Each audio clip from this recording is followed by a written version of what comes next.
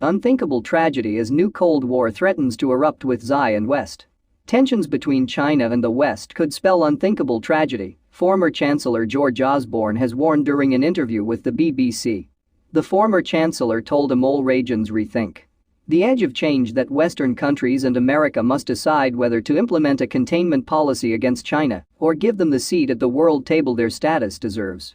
Mr. Osborne warned that choosing to attempt to contain China could result in a new Cold War. Mr. Osborne said, "Either the West and America decide it is going to run a containment policy like a new Cold War, which I don't think we have got the collective effort or appetite for, and by the way it might end up in complete tragedy and disaster. You look at the tearing up of the TPP and Brexit, it is not as if the Western alliances are all holding. Or you say let's work with China. You call them out when they are wrong such as on Hong Kong, but also understand their legitimate desire and right for a place at the world table that reflects their size and importance in the world. That cooperation strategy seems to be the best way to deal with this rising power. The alternative is really unthinkable.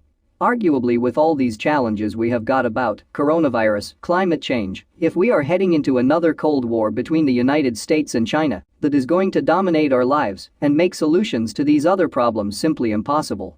Earlier this month Stephen Kinnock discussed a trade war between China and America with Talkradio's Mark Dolan. Mr. Kinnock labeled managing the rise of China as the biggest geopolitical challenge the world has faced for some time. Mr. Dolan asked, "Are you sympathetic to Donald Trump's trade war with China?" The Labour MP replied, "I think that we need to be much more realistic in the way that we trade with China.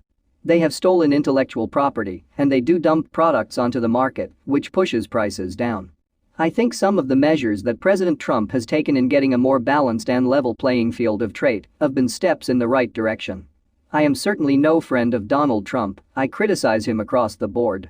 But managing the rise of China is the biggest geopolitical challenge that the world has faced for some time and will continue to face. We need to be united in our approach."